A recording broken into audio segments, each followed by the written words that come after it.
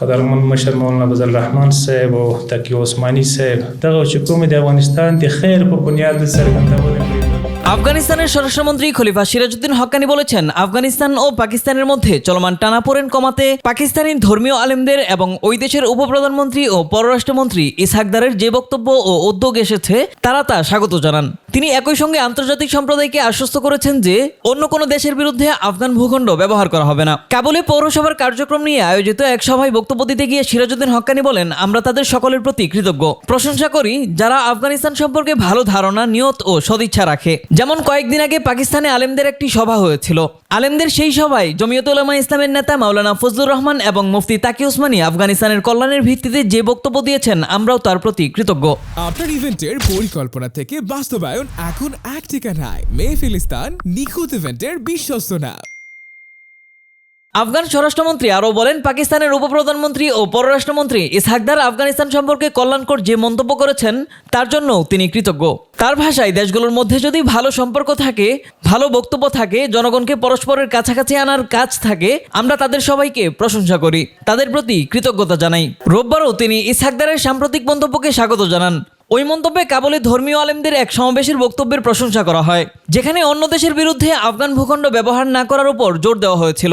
কাবুলের মেয়রকে সম্মান জানিয়ে আয়োজিত ওই অনুষ্ঠানেই হক্কানি করাচিতে পাকিস্তানি আলেমদের পৃথক এক বিবৃতির প্রশংসা করেন। বিবৃতিতে উভয় সরকারকে সংলাপের মাধ্যমে মতপার্থক্য দূর করার আহ্বান জানানো হয়। সিরাজউদ্দিন হক্কানি বলেন, দুই দেশের মধ্যে ইতিবাচক সম্পৃক্ততা এবং দুই দেশের জনগণ পর্যায়ের সম্পর্ক শক্তিশালী করার প্রচেষ্টা যদি চলতে থাকে আমরা তা স্বাগত জানাবো। তিনি পাকিস্তানকে অস্থিতিশীলতামূলক তৎপরতা অনুসরণ না করে আফগানিস্তানের পুনর্গঠনে সহায়তা করার আহ্বান জানান এবং আন্তর্জাতিক সম্প্রদায়কে আশ্বস্ত করেন যে অন্য কোনো দেশের বিরুদ্ধে আফগান ভূখণ্ড ব্যবহার করা হবে না।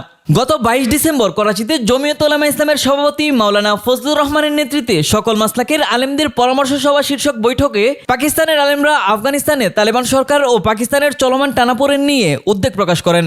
তারা বলেন, এই অবস্থা দুই দেশের কারোর জন্যই লাভজনক নয়। আলেমরা উভয় পক্ষকে অনুরোধ করেন সমস্যা যেন কথাবার্তার মাধ্যমে সমাধান করা হয় এবং একটি ইতিবাচক ও বাস্তবায়নযোগ্য সমাধান বের করা হয়, যাতে বাণিজ্যের পাশাপাশি দুই দেশের মধ্যে যাতায়াত ও সম্পর্ক আবার স্বাভাবিক হয়ে আসে।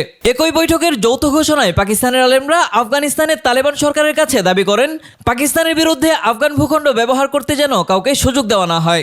ঘোষণায় তারা বলেন, আমরা ইমারতে ইসলামিয়া আফগানিস্তানকে কঠোরভাবে অনুরোধ করছি তারা যেন তাদের ভূখণ্ডকে ওইসব ফিতনা সৃষ্টিকারী দল ও গোষ্ঠীর আক্রমণ ঘাঁটি হতে না দেয়, যারা সেখানে বিদ্যমান সুবিধা ব্যবহার করে পাকিস্তানে ধ্বংসাত্মক ও সন্ত্রাসী তৎপরতা চালায়। পাকিস্তানি আলেম বা কর্মকর্তাদের এই বারবার উচ্চারিত দাবির প্রসঙ্গ উল্লেখ না করে সিরাজউদ্দিন হক্কানি বলেন, তাদের সরকার দেশ ও অঞ্চলে স্থিতিশীলতা ও নিরাপত্তা প্রতিষ্ঠায় অঙ্গীকারবদ্ধ। তিনি বলেন, আমরা চাই আমাদের দেশে শান্তি থাকুক এবং দুনিয়ার প্রতি শান্তির বার্তা থাকুক, ভ্রাতৃত্বের বার্তা থাকুক, যেন আমরা মানুষের উদ্বেগ দূর করতে পারি। তিনি আরও বলেন, দেশের ভেতরে ও বাইরে আমরা সবাইকে আশ্বাস দিচ্ছি, আফগানরা কারোর জন্য ক্ষতি, হুমকি বা ভ্রান্ত চিন্তার উদ্দেশ্য পোষণ করে না।